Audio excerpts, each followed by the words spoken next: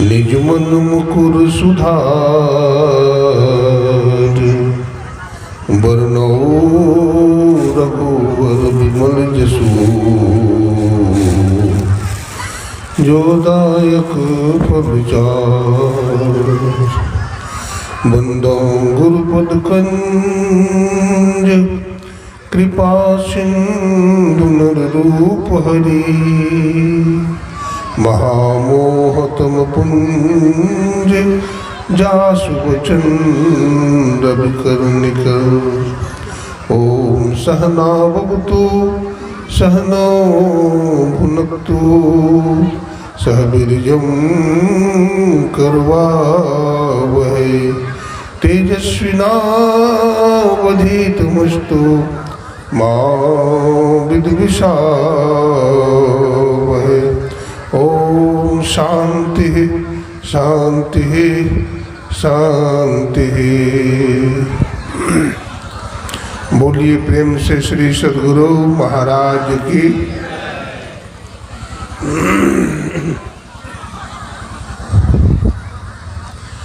आवागमन के चक्र को मिटाने वाले, त्रैतापों को जलाने वाले तथा जीवात्मा को परमात्मा से मिलाने वाले अनंत श्री विभूषित कण में विराजमान 20वीं सदी के जाज्वल्यमान प्रचंड मार्तंड संत सद्गुरु महर्षि मही परमानंद जी महाराज के त्रैलोक पावन पाद पद्मों में कोटि कोटि नमन, कोटि कोटि प्रणाम। मंच पर विराजमान हमारे परम श्रद्धेय परम आदरणीय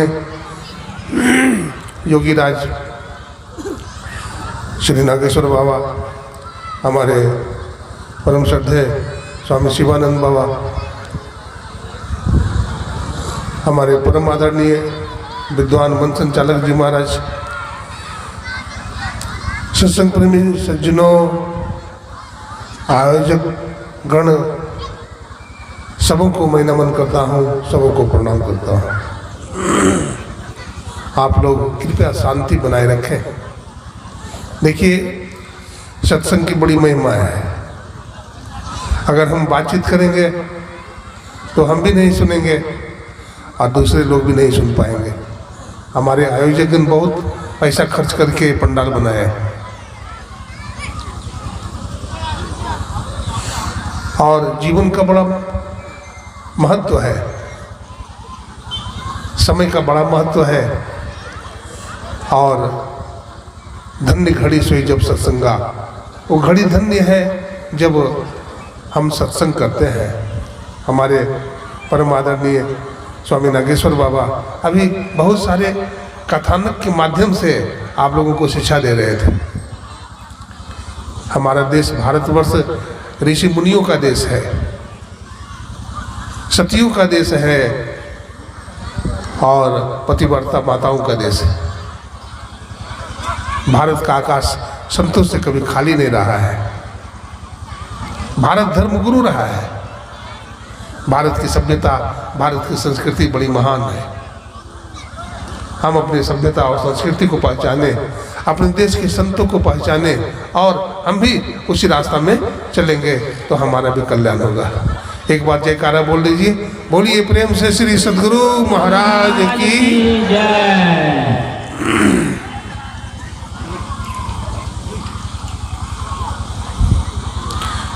एक बार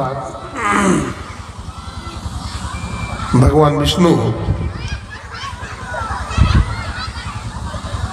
क्षीर सागर में बैठे हैं। माता लक्ष्मी चरण दबा रही है। माता लक्ष्मी भगवान विष्णु से पूछती है, हे स्वामी, संसार का हर प्राणी, हर जीव दैहिक दैविक भौतिक ताप में जल रहा है। आपके रहते हुए भी जीव दुखी है संसार में। आप क्यों नहीं उसके दुख को दूर कर देते हैं? आप तो समर्थ हैं। भगवान विष्णु ने कहा, हाँ लक्ष्मी, बात तो ठीक है, तो दुख दूर कर दीजिए। भगवान विष्णु ने कहा, सुनो लक्ष्मी, हमारे पास जो भी धन संपत्ति है मैं एक टोकरी में रख देता हूं, तुम गांव में नगर में सभी जगह जाओ और जिसको जो जरूरत है उसे दे देना। किसी की धन की जरूरत है तो धन देना, किसी को नौकरी की जरूरत है तो नौकरी देना, किसी को संतान नहीं है तो संतान दे देना, किसी को रोग बीमारी है तो उसका बीमारी ठीक कर देना। यानी किसी भी प्रकार से दैहिक दैविक भौतिक ताप में अगर चल रहा है, इन तापों से दुखी है, तो तथोचित आप समाधान कर देना। लक्ष्मी बोली, ठीक है स्वामी। तो लक्ष्मी जी टोकरी उठाती है अपने सिर पर। भगवान विष्णु चुपके से क्या करते हैं, उसमें से एक वस्तु निकाल लेते हैं और अपने पॉकेट में रख लेते हैं। ये अपने चरणों के पास दबा लेते हैं। कुछ कहिए। माता लक्ष्मी चली जाती है एक नगर में। नगर के लोग बड़े प्रसन्न हो जाते हैं, खुश हो जाते हैं। माता लक्ष्मी आई है। माता लक्ष्मी ने कहा कि आप लोग अपने जीवन में सुखी हैं या दुखी? कहा, महाराज हम अपने जीवन में सुखी नहीं हैं, बहुत दुखी हैं। हम बहुत गरीब हैं, हमारे पास धन संपत्ति नहीं है। धन संपत्ति दे दिया। किसी ने कहा हमको संतान नहीं है तो संतान दे दिया। किसी ने कहा हम बहुत दिन से बीमार हैं, उसकी बीमारी ठीक कर दिया। इस प्रकार से जिन्होंने जो मांगा माता लक्ष्मी देती चली गई। एक नगर से दूसरे नगर में, तीसरे गांव में, चौथे गांव में, इसी तरह से जा रही है। जब वापिस लौटती है जहां से गई है, तो फिर उन लोगों से पूछा, आप लोग सुखी हैं? बोला नहीं, हम पहले ही सुखी थे, अब तो और दुखी हो गए। जब हमारी झोपड़ी थी तो मैं मजदूरी करता था, कुछ खा पी लेता था, लेकिन अब तो धन संपत्ति हो गया, मकान हो गया, दुकान हो गया, तो अब तो बहुत तरह की बीमारी हो गई है। शुगर की बीमारी हो गई है, ब्लड प्रेशर की बीमारी लग गई है, अब बहुत तरह की बीमारी हो गई, बहुत तरह की इच्छाएं बढ़ गई है। अब तो बीमार रहते हैं, बेड पर पड़े रहते हैं। माता लक्ष्मी सोचती है क्या बात है, सब कुछ दे दिया लोगों को, लेकिन ये लोगों को दिया गया था कि ये लोग सुखी हो जाएं, लेकिन सुखी नहीं होकर और दुखी हो गए हैं। माता लक्ष्मी भगवान विष्णु के पास जाती है। भगवान विष्णु पूछते, लक्ष्मी तूने सबको मुंह मांगा वस्तु प्रदान कर दी? माता लक्ष्मी कहते हाँ स्वामी, दे तो दिया, तो वो लोग सुखी हो गए होंगे? माता लक्ष्मी ने कहा नहीं स्वामी, कोई सुखी नहीं हुआ, और दुख बढ़ गया उनका, वे और दुखी हो गए। तो अब एक बात आप बताएं, फिर आपके चाहते हुए भी लोग सुखी नहीं हो पाया? बोला नहीं लक्ष्मी, हमारे चाहने पर तो सुखी हो ही जाएगा। बोला कैसे? बोला जिससे सुख और शांति मिलती है वो चीज़ मैंने टोकरी में रखा ही नहीं, टोकरी से बाहर निकाल लिया था। अगर ये चीज़ आप लेकर के जाती तो वास्तव में लोग सुखी हो जाते, लेकिन मैंने इस टोकरी से शांति निकाल लिया था और अपने चरणों के पास रख दिया था। ये दुनिया वाले लोगों, जिसको शांति चाहिए, सुख चाहिए, निर्वाण चाहिए, वो हमारे चरणों में आओ, हमारे शरण में आ जाओ। धन दौलत मकान दुकान से किसी को शांति नहीं मिली है और न तो मिलेगी।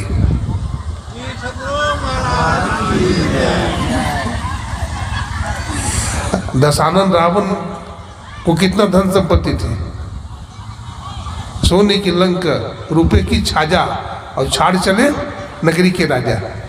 अब परिवार भी कितना लंबा चौड़ा, 1 लाख पूत, 1.25 लाख नाती, और जा रावण घर दियो न बाती। कबीर साहब कहते हैं, क्या मांगू कछु थिर न रहाई, देखत न चलो जग जाई।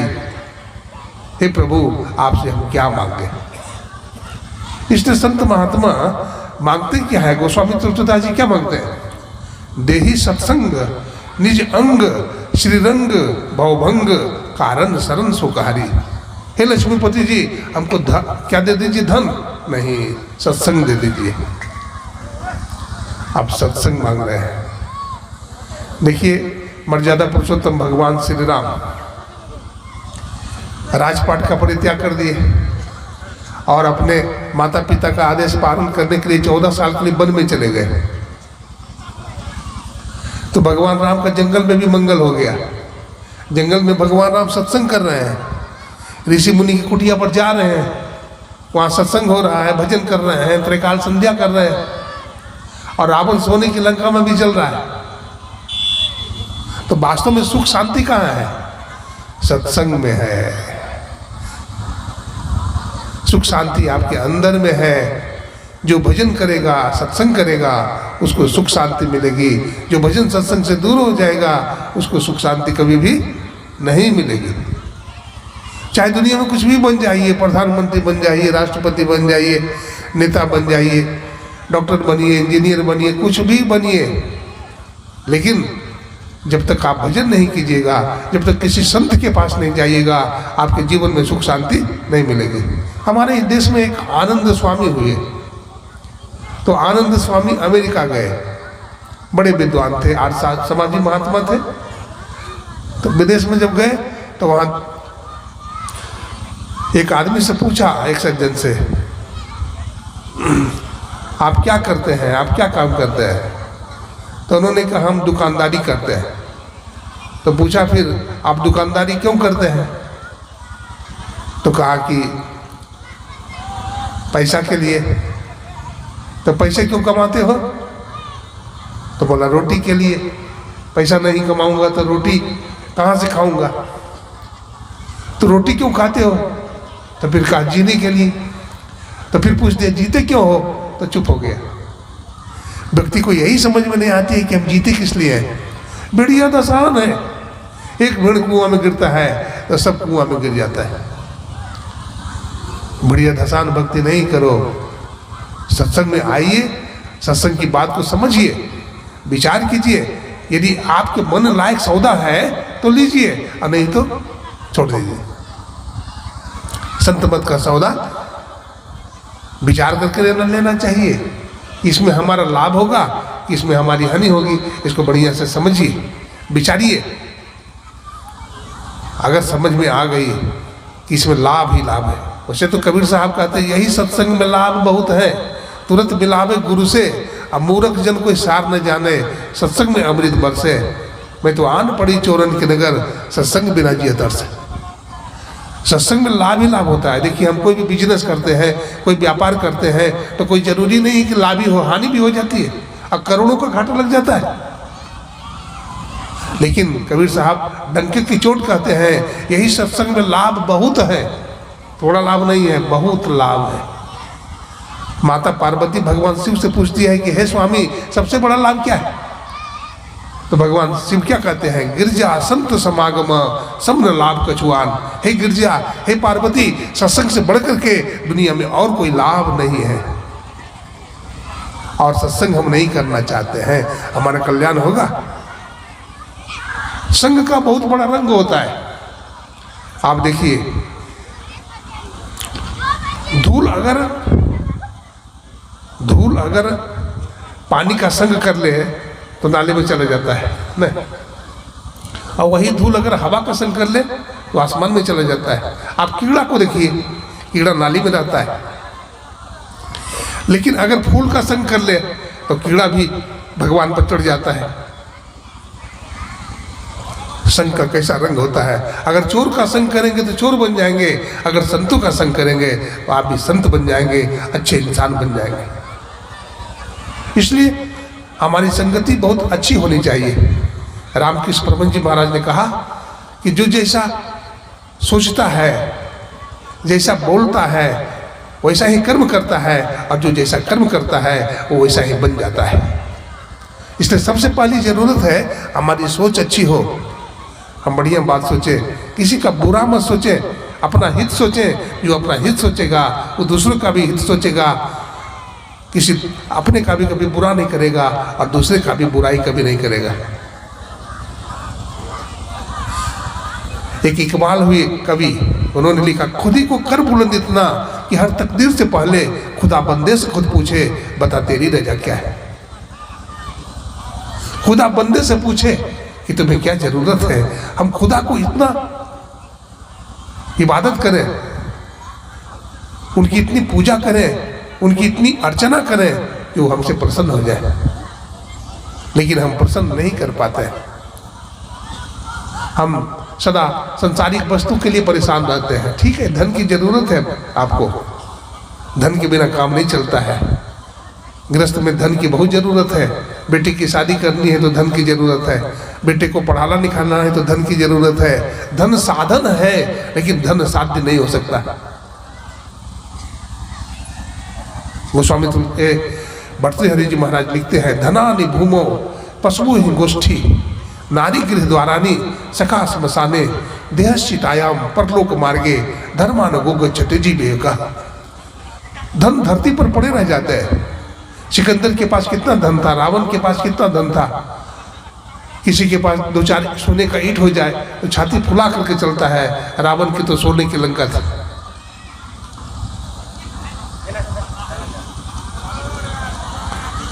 नारी के द्वारा नहीं, नारी भी कहां तक साथ देगी, शमशान तक जाएगी। देहश्चित आयाम पर लोग मार्गे, शरीर छूट जाएगा तो लोग जला देते हैं और शरीर एक मुट्ठी राख बन जाता है। इस शरीर का मूल्य कितना है, एक मुट्ठी राख, लेकिन अहंकार कितना है इसमें। इसमें बहुत अहंकार है। अहंकार जल्दी छूटता नहीं है। भर्तृहरि जी महाराज का भी अहंकार नहीं छूटा। भर्तृहरि जी महाराज चक्रवर्ती सम्राट थे, सब कुछ था और उनके जीवन में वैराग्य हुआ। अभी हमारे जोगीराज बाबा सुना रहे थे, बहुत चक्रवर्ती सम्राट, धन दौलत की कमी नहीं, और उनकी धर्मपत्नी भी बड़ी सुंदरी पिंगला, लेकिन पिंगला भी व्यभिचारिणी निकली, अपने पति को ठग करके दूसरे से प्रेम करने वाली। अंत में इनको वैराग्य हुआ। उन्होंने लिखा है, धिक जिक्चा तामचा इमामचा मामचा, सबको धिक्कार है। पहला धिक्कार तो मेरा है कि मैंने पिंगला से प्रेम किया, विवाह किया। दूसरा धिक्कार उस दरोगा का है कि हमारी पत्नी से प्रेम किया। तीसरा धिक्कार उस वेश्या का है। इस तरह से सबको प्रताड़ित किया उन्होंने और अपने को भी कोसा। तो धन कब तक साथ देगा, जवानी कब तक रहेगी। भगवान बुद्ध को वैराग्य हो गया। भगवान बुद्ध चक्रवर्ती सम्राट के बेटा था। भगवान बुद्ध को वैराग्य की अग्नि सुलग रही थी। एक बार एक संत का दर्शन किया बुद्ध भगवान ने, तो उनको ऐसा लगा कि राजपाट सब कुछ है हमारा, हमारे इतने सेवक हैं, इतने राजा लोग हमारी आज्ञा का इंतजार कर रहे हैं, मंत्रीगण हमारी आज्ञा का इंतजार कर रहे हैं, लेकिन मैं बंधन में हूं, मैं गुलाम हूं, मैं गुलामी का अनुभव करता हूं। ये भगवान बुद्ध ने लिखा है, मैं गुलामी का अनुभव करता हूं। भगवान बुद्ध ने राजपाट सब कुछ छोड़ा, इतना वैराग्य हुआ। विश्व सुंदरी से विवाह हुआ, यशोधरा महारानी से विवाह हुआ, राजकुमारी थी यशोधरा, उससे विवाह हुआ बुद्ध का। बतलाते हैं, राहुल संस्कृत्यायन ने लिखा है, बुद्ध की जीवनी, तो उसमें बताया है कि भगवान बुद्ध के लिए राजा शुद्धोधन ने 42,000 सुंदरियों को रखा था उस बिहार में। 42,000 सुंदरियां उनकी परिचर्या करती थी, उनकी सेवा करते थे, लेकिन बुद्ध वैसे ही बैठे रहते थे जैसे छोटा बच्चा माँ की गोद में बैठा हुआ, काम क्रोध से बिल्कुल परे। ज्योतिषी ने कहा था, ये बालक परिवार के दीवार को तोड़कर संपूर्ण दुनिया को परिवार बनाएगा, ये महाज्ञानी होगा, ये महायोगी होगा, या तो महाचक्रवर्ती होगा। तो जब कहा महाचक्रवर्ती होगा तो राजा बड़ा खुश हुआ, लेकिन जब कह दिया महायोगी होगा तो दुखी हो गया। बोला महाराज कोई उपाय नहीं है कि इसको हम योगी न बनने दें, इसको भोगी बना दें, इसको माया की खूंटा में बांध दे।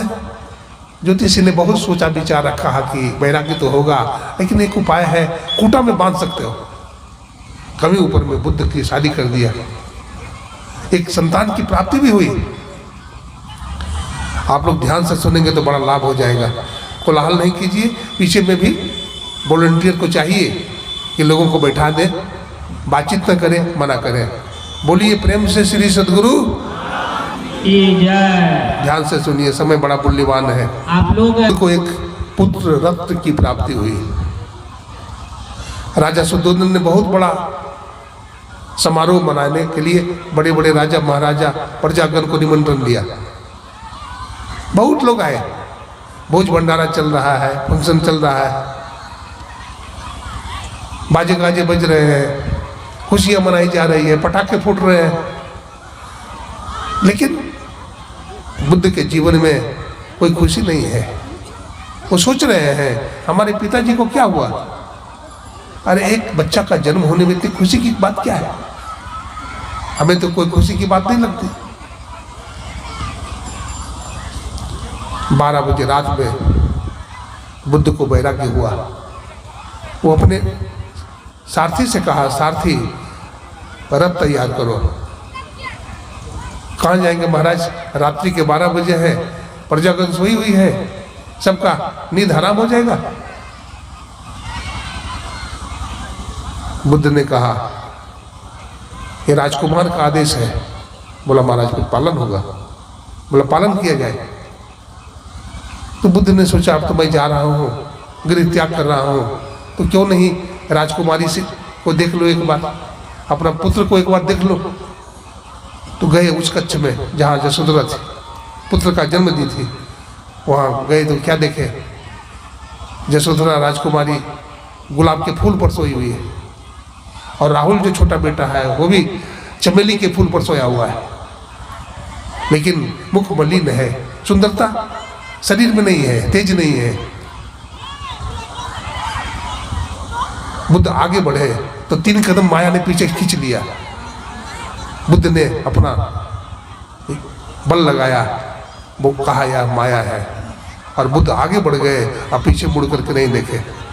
बतलाते हैं राहुल संकीर्तन ने लिखा है कि भगवान बुद्ध की चौकसी इतनी थी, इतने पहरा लगाए गए थे और इतना बड़ा गेट दिया गया था, उस बाउंड्री से बुद्ध टप नहीं सकते थे। इतना आलीशान बाउंड्री बनाई गई थी। बतलाते हैं कि बुद्ध जब रथ पर सवार होकर के निकले तो इतना बड़ा दरवाजा कैसे खुले? बंद है। लेकिन 33 कोटि देवी देवता फूल लेकर के खड़े थे। जो ही भगवान बुद्ध का निकला रथ तो दरवाजा धड़ाम से खुल गया और 33 कोटि देवी देवता ने फूल की वर्षा करा दी। अरे कोई निर्वाण की तरफ बढ़ता है तो देवी देवता भी सहयोग करते हैं। अगर हम निर्वाण के लिए, अगर हम मोक्ष प्राप्ति के लिए प्रयास करेंगे तो देवी देवता भी हमारा, कंदराओं में छिपे हुए ऋषि मुनि भी हमारी सहयोग करेंगे, हमारी सहायता करेंगे। बुद्ध का रथ आगे निकल गया। सारथी बहुत तीव्र गति से रथ को बढ़ा रहा था। भगवान बुद्ध ने अपने साथ में एक सफेद धोती ले लिया था, एक तलवार ले लिया था। जब नेपाल की सीमा पार होने लगा तो बुद्ध ने कहा सारथी रथ को खड़ा कर दो। रथ को खड़ा कर दिया। बुद्ध उतरे, नदी में स्नान, पहले तो अपने घुंघराले बाल को काट दिया। संत महात्मा को देखेंगे कि बाल नहीं रखते हैं, बाल दाढ़ी नहीं रखते हैं, क्योंकि दर्पण की जरूरत होगी, कंघी की जरूरत होगी, बार बार कंघी करना। लेकिन और बाल रखने से आदमी सुंदर दिखाई पड़ता है। अगर बाल नहीं हो तो सुंदर आदमी भी सुंदर लगता है। तो संत महात्मा अपनी सुंदरता को ही काट दिया पहले तलवार से। भगवान बुद्ध ने भी काट दिया होगा कि हमें सुंदर न लगो, हम उसी रिझाऊं परमात्मा को, दुनिया को क्या रिझाना है। अपने घुंघराले बालों को काट दिया और रास्ते चादर में लपेट दिया। स्नान करके थोड़ा ध्यान किया। बोला सारथी अब तुम वापिस लौट जाओ, हमारे पिताजी राजा शुद्धोधन तुम्हारा इंतजार कर रहे होंगे। कहा महाराज आप मुझे छोड़ देंगे? बोला हाँ, मैं तुमको छोड़ कर कहीं जाऊंगा, अब मैं अकेले विहार करूंगा। रोने लगा, बोला महाराज मैं भी आपके साथ चलूंगा।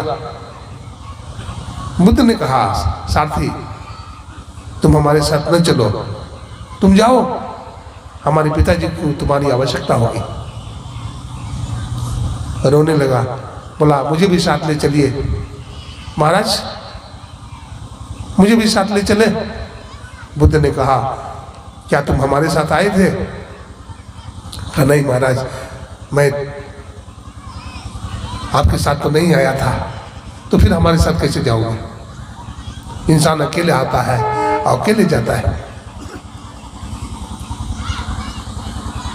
सारथी ने कहा महाराज आपने विश्व सुंदरी नारी का परित्याग कर दिया। बुद्ध ने कहा सारथी तुमने विश्व सुंदरी को दूर से देखा है, लेकिन बुद्ध ने नजदीक से देखा, इसमें सुख नहीं है। फिर कहा महाराज आपने इतने बड़े राजपाट का परित्याग कर दिया, आप चक्रवर्ती सम्राट थे, इतने बड़े राज्य का परित्याग कर दिया। बोला सारथी तूने राजपाट को दूर से देखा है, लेकिन बुद्ध ने नजदीक से देखा है, इसमें सुख नहीं है, इसमें तृष्णा है, इसमें लोभ लालच है, इसमें आसक्ति है, ये मोह का जाल है, ये मकड़ जाल है, ये मकड़ी का जाल है।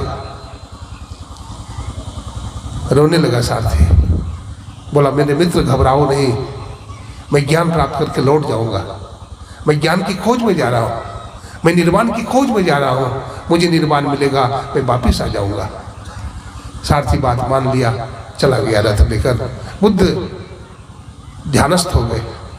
बुद्ध को इतना वैराग्य था कि गिर जाते थे। एक महात्मा ने लिखा है तेरा मैं दीदार दीवाना, घड़ी घड़ी तुझे देखन चाहूं, सुन साहब रहमाना, तेरा मैं दीदार दीवाना। खड़ा हूं तो गिर पड़ता, जब मैं खड़ा होता हूं तो समाधि लग जाती है, लड़खड़ा के गिर जाता हूं। तेरे रंग मतवाला, और तेरे रंग में मैं मतवाला हो गया हूं। शराबी को देखी ना, शराब पी करके मतवाला हो जाता है, शरीर का होश रहता है। गुरु नानक साहब ने कहा भांग तंबाकू सुरापान, उतर जात पर भात, नाम कुमारी नानका, चढ़ी रही दिन रात। भक्ति की नशा में कोई जब जाता है तो वो भी बेसुध हो जाता है, उसको शरीर का होश नहीं रहता, मेरा तेरा का ज्ञान नहीं रहता, वो तो ब्रह्म दृष्टा हो जाता है, वो तो साक्षात ईश्वर हो जाता है, वो तो साक्षात परमात्मा हो जाता है, उसके जीवन में कोई दुख नहीं रहता। हम तो दुख खरीद लिए हैं। बंदर को देखे हैं, बंदर को जब मदारी फंसाता है तो क्या करता है, सुराही में लड्डू डाल देता है, गाछ के पास रख देता है, छिप जाता है, और फंदा लेकर के वहीं बैठा रहता है। और जब बंदर आता है तो क्या करता है, लड्डू की सुगंधी लगती है, वो हाथ डालता है, हाँ लड्डू को निकालना चाहता है, मुट्ठी बांध लिया, मदारी इतने में क्या करता है, उसके गले में फंदा फंसा देता है। वो बंदर सोचता है एक घड़ा ने हमको पकड़ लिया है, लड्डू ने हमको पकड़ लिया है। अरे लड्डू ने तुमको नहीं पकड़ा है, तूने लड्डू को पकड़ लिया है। हमने भी माया को पकड़ लिया है, माया मुझको नहीं पकड़ा है।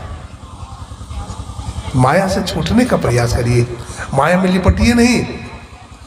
जब तक इसको नहीं छोड़िएगा तब तक जीवन में सुख शांति भी आपको मिलने वाली नहीं है। हम लोग फंसे हुए हैं जाल में। शिकारी आएगा, जाल बिछाएगा, दाना डालेगा, लोभ में फंसना नहीं, और लोभ में फंसते जा रहे हैं।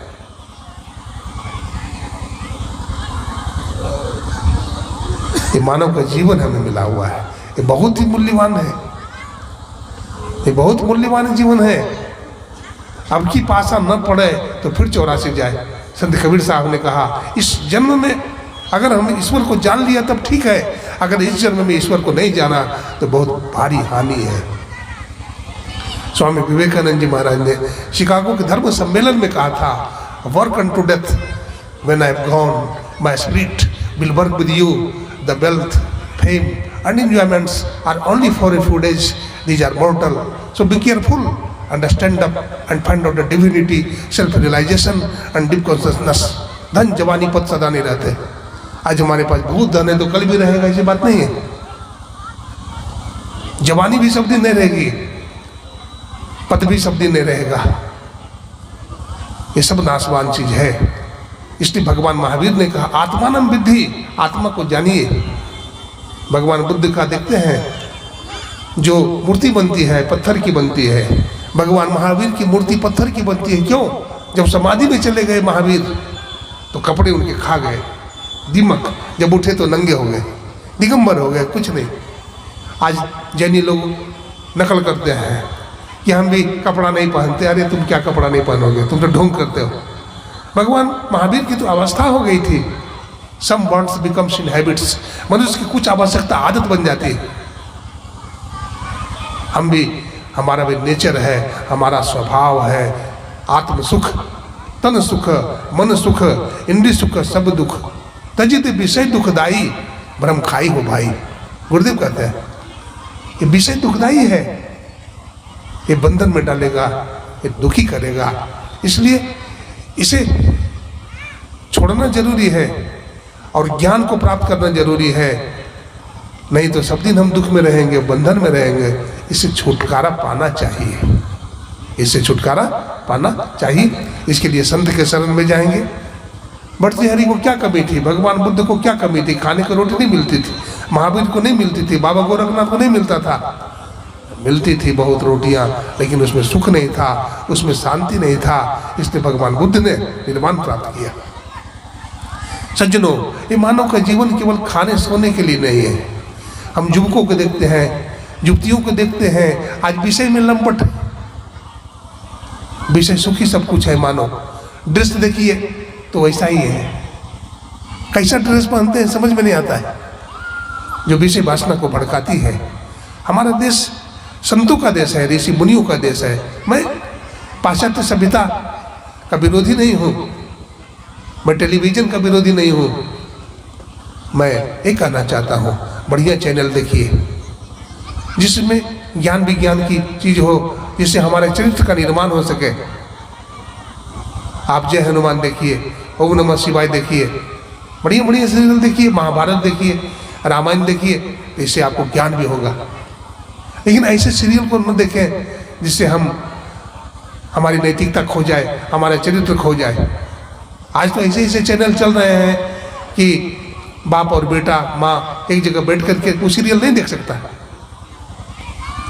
हमारे देश में बहुत सारी माता हुई है, गीता माता, गायत्री माता, गौ माता, एक नई माता आ गई है, नाम बता दो, टेलीविजन माता। जब से टेलीविजन माता आई तब से तो मत कहिए, हमारे युवकों को, युवतियों को तो बिगाड़ दिया। इसलिए हम बुद्धिमानी से काम लें। टेलीविजन की आज जरूरत है, मोबाइल की आज जरूरत है, उसका लाभ ले, बेनिफिट तो ले, लेकिन ज़्यादा उसका आदी भी न बने। ज़्यादा उसका आदी बन करके अपने चरित्र को हम खंडित न करें। स्वामी विवेकानंद जी महाराज गए थे अमेरिका, तो अमेरिका जब गए थे तो बहुत बड़े बड़े विद्वान वहाँ आए थे। स्वामी विवेकानंद जी तो गुलाम देश से गए थे, भारत गुलाम था भारत, तो इनको समय ही नहीं दिया जा रहा था।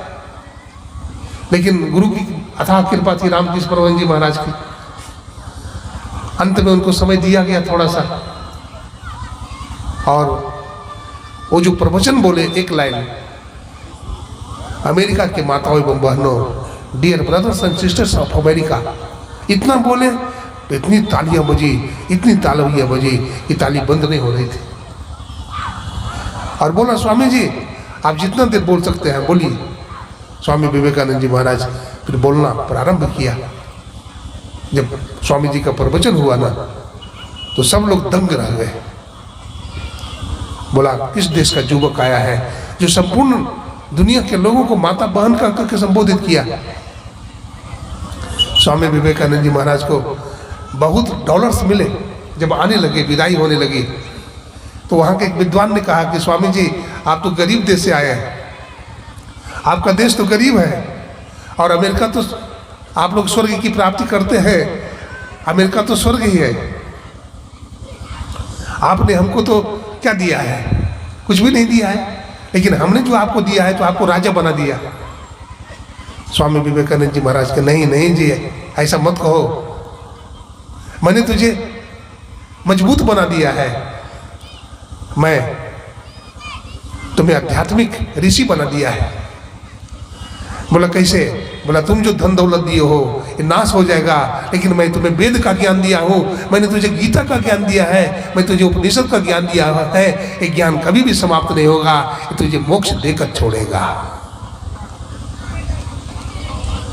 ये स्वामी विवेकानंद जी महाराज ने कहा। स्वामी विवेकानंद जी महाराज से एक व्यक्ति ने पूछा कि महाराज जी एक बात बताइए, आपके देश में कौन से जानवर सबसे अच्छा होता है?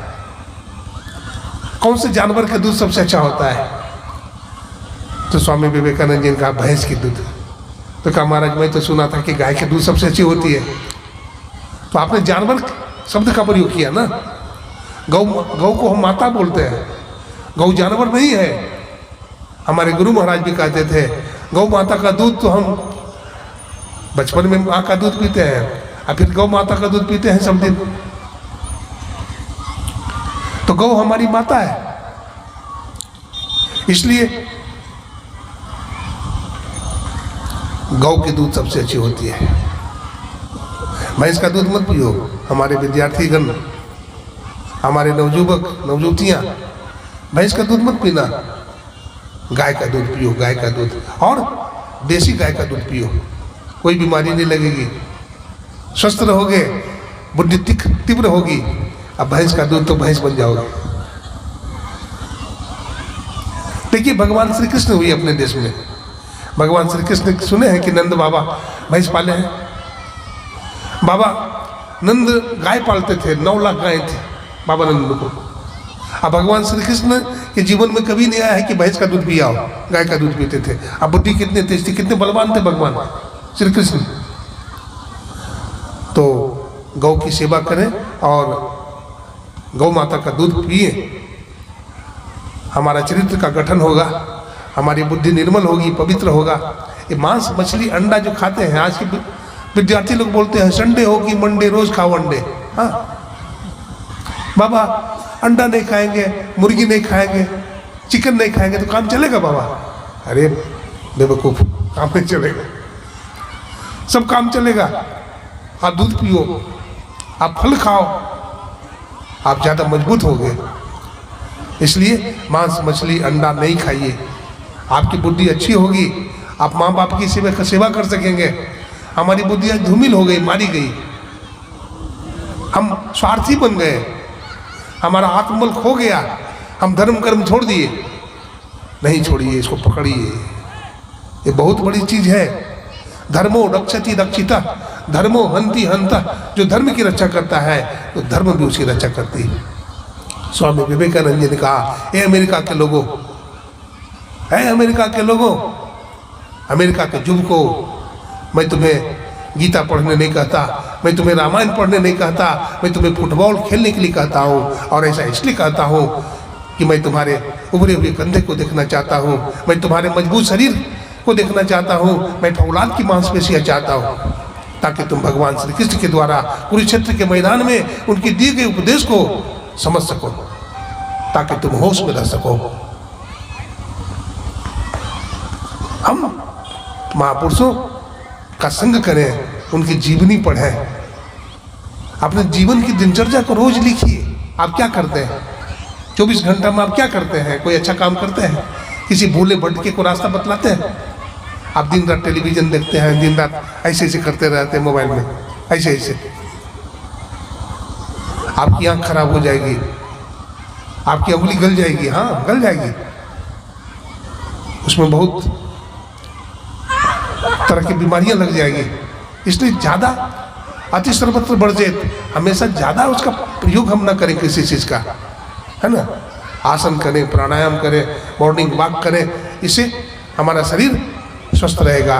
हेल्थ इज वेल्थ, स्वस्थ जीवन है, इसलिए अपने शरीर को भी हम क्या करें, स्वस्थ रखें। स्वामी रामतीर्थ जी महाराज बहुत हैंडसम थे, बहुत सुंदर थे, योगी थे रामतीर्थ। जब अंग्रेज लोग उनको देखता था तो दौड़ता था। एक अंग्रेज ने कहा, स्वामी जी अपना जैसे योगी हमको बना दीजिए। स्वामी रामतीर्थ जी हमेशा हंसते रहते थे, हंसमुख थे। लाहौर यूनिवर्सिटी में मैथमेटिक्स के प्रोफेसर थे रामतीर्थ। और जब उनको वैराग्य हुआ तो सब कुछ छोड़ दिया। उनकी धर्मपत्नी, उनको 2 बेटा था रामतीर्थ को। तो जब उनको वैराग्य हुआ, वो जाने लगे, तो रामतीर्थ की धर्मपत्नी बोली, स्वामी मैं आपकी अर्धांगिनी हूँ, हमें छोड़ दीजिएगा क्या? बोला तुम्हें छोड़ूंगा नहीं प्यारी, लेकिन हमारी बात मानना होगा। बोला क्या?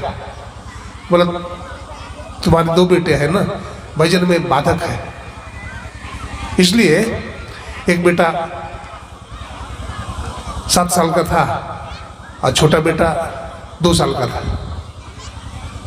तो बड़ा बेटा को लेके चली गई जंगल में, और जंगल में छोड़ दी और छोड़ के भाग आई। बेटा रोता रह गया। रामतीर्थ से कहा कि स्वामी मैंने एक बेटा को जंगल में छोड़ा ही, अब चलूंगी नहीं आपके साथ। रामतीर्थ ने कहा नहीं देवी, अभी एक बेटा और है, इसको भी छोड़ दो चौराहे पर। तो 1.5-2 साल का बेटा था, उसको भी उंगली पकड़ करके ले गई चौराहे पर, और चौराहे पर छोड़ दी, उंगली छुड़ा ली।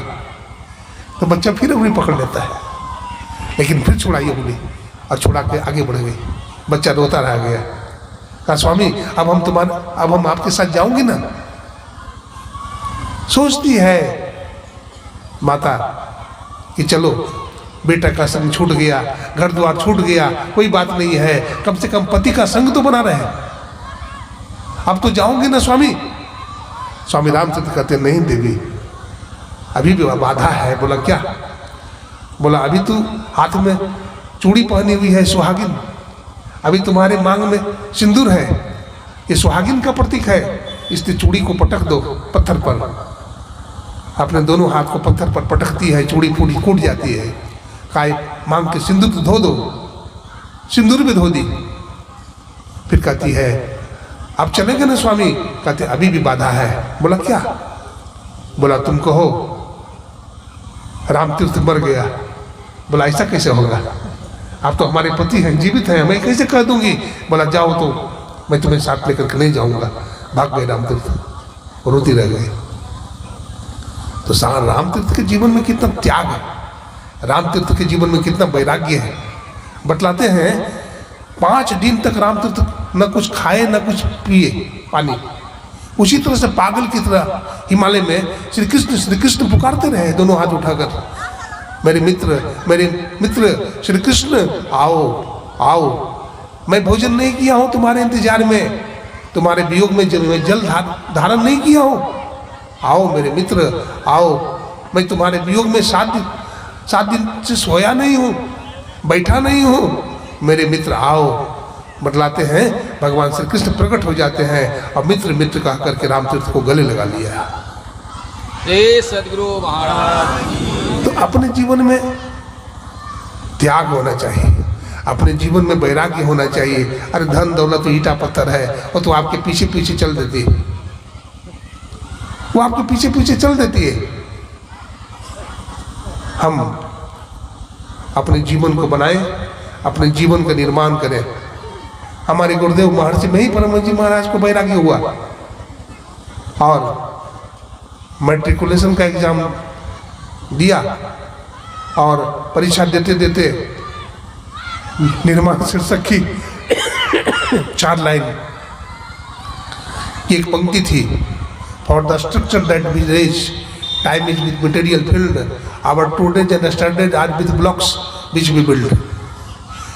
इसकी व्याख्या करनी थी तो गुरुदेव ने लिखा व्याख्या करते करते कि देह धरे के यह फल भाई, भजिए राम सब काम भी आई। मनुष्य का शरीर धारण करने का यही फल है कि भगवान का भजन कीजिए, सब कुछ छोड़ करके। सर्वम तत्वा हरिम भजत। मनुष्य का जीवन शुभ और अशुभ कर्म रूपी ईट से बनता है। जो मनुष्य जैसा कर्म करता है वैसा भाग्य बन जाता है। हमारे जीवन में ईट है, ईट रूपी कर्म है। इसको चाहे शिवालय बना लीजिए, चाहे इसको शौचालय बना लीजिए। आप जैसा कर्म करेंगे, अगर अच्छा कर्म करेंगे, कर्म तो भोगना पड़ेगा आपको। आप श्रीमद् भगवद गीता पढ़िए, भगवान कृष्ण कहते हैं कर्मण्येवाधिकारस्ते मां फलेषु कदाचन मां कर्मफल हेतुर्भु मास्तु संगस्तु कर्मणि। कर्म करने का हमें अधिकार प्राप्त हुआ है, फल की इच्छा तो प्रभु देगा, भगवान देगा। हम कर्म अच्छा करें, हम कर्म अच्छा करेंगे तो फल भी हमें अच्छा मिलेगा। आप देखिए, कोई व्यक्ति अपने जीवन में बहुत सुखी है, कोई व्यक्ति अपने जीवन में बहुत दुखी है। किसी बच्चा का जन्म बहुत बड़ा सेठ के घर में हुआ है, किसी बच्चा का जन्म हो गया है गरीब के घर में, कुली कबाड़ी के घर में जन्म हो गया है। तो उतना धन उतना संपत्ति लेकर आया था वो क्या? हाँ, अगर आप विचार करेंगे तो लेकर आया था। एक महात्मा कहते थे, तपस्वरी सो राज्येश्वरी, तप करने से राज्य मिलता है। तपस्वरी सो राज्येश्वरी, राजेश्वरी सो योगेश्वरी। तप करने से राज्य मिलता है, राज्य पाकर के पुनः तप करता है तो योगी कुल में जन्म होता है, और नहीं तप करता है, भोग भोगता है तो कहते हैं भंगेश्वरी, चूड़े के घर में जन्म हो जाता है। हाँ, चूड़ा के घर में जन्म हो जाएगा, जहाँ लोग मुर्गा मुर्गी पालते हैं, सुअर पालते हैं, जो सफाई से नहीं रहते हैं, जो मांस खाते हैं, जो दूसरे को सताते हैं, जो शराब पीकर सोते हैं, ऐसे लोगों की आयु भी कम होती है, वे जल्दी मर जाते हैं, बहुत तरह की बीमारियां हो जाती है। इसलिए जीवन को नरक मत बनाइए, ये मानव जीवन को नरक नहीं बनाइए। नोट वन सेल्फ, अपने आप को जानिए, है ना। ये मनुष्य का जीवन बड़े भाग्य से मिला है। मैं बहुत प्रसन्न हूँ, यहाँ के आयोजकों ने अपने धन का सदुपयोग किया है, और यहाँ नाच भी हो सकता था, यहाँ सर्कस भी हो सकता था, यहाँ कुछ भी हो सकता था, लेकिन यहाँ उन्होंने सत्संग कराया है। उनको मैं प्रणाम करता हूँ, इन आयोजकों को। नन्हे मुन्ने बच्चे हैं, छोटे छोटे। मैं इस क्षेत्र में आया हूँ, हमको बहुत खुशी लग रही है। जिनके घर में ठहरा हुआ हूँ, सिंह जी, क्या नाम है? राहुल नाम है, रोहित नाम है, रोहित सिंह। अरे बहुत अच्छे इंसान है, कोई जान पहचान नहीं, लेकिन बहुत सेवा करते हैं, एक पैर पर खड़े रहते हैं। आप लोगों ने बहुत सुंदर काम किया है। आपको भगवान ने अगर धन दिया है तो आप सत्संग करवाइए, आप गरीबों की सेवा कीजिए। अरे धन बरसेगी, मैं आपको कहता हूँ ना, धन संपत्ति आएगी आपके पास। वर्षा होती है? तो वर्षा जो होती है तो बादल जो बारिश कराता है तो कहाँ कराता है?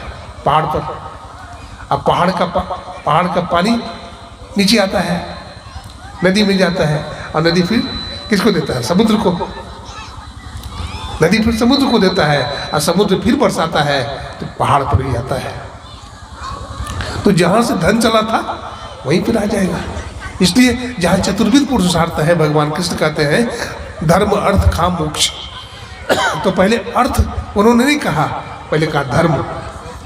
अगर पहले अर्थ कहेंगे तो अनर्थ हो जाएगा। इसलिए धर्म कीजिए, आप अपने जीवन में धर्म कीजिए। बड़ा बड़ा यज्ञ होता था अपने देश में, नहीं? वाजपेयी यज्ञ, अश्वमेध यज्ञ, 108 कुंडलीय यज्ञ, है ना, रुद्र महायज्ञ, विष्णु महायज्ञ, बहुत तरह के यज्ञ होता है, तो उससे बड़ा लाभ होता है। लेकिन सबसे बड़ा यज्ञ क्या है? सत्संग यज्ञ। इसमें सबसे ज्यादा लाभ होता है। सत्संग यज्ञ से बड़ा यज्ञ कोई नहीं है। इसलिए भगवान कृष्ण ने भी कहा यज्ञ नाम सत्संग यज्ञ, उसमें यज्ञों में सत्संग यज्ञ मैं हूँ। अरे वो सब यज्ञ में तो लोग बीड़ी पीते हुए जाता है, बीड़ी पीते हुए आ जाता है, कहीं नहीं खाते हुए जाएगा, कहीं नहीं खाते हुए आ जाएगा। लेकिन सत्संग में आकर के बहुत लोग सत्संगी बन जाते हैं। यहाँ आज कई लोग ने दीक्षा लिया है, ये सत्संग का प्रभाव है। बहुत लोगों ने मांस मछली छोड़ने की प्रतिज्ञा ली है, व्रत लिया है। अपने बच्चों को अच्छा बनाइए, अपने बेटी को अच्छा बनाइए। अच्छा कब बनेगा? जब अच्छी बात सुनेगा, जब वो सत्संग में आएगा।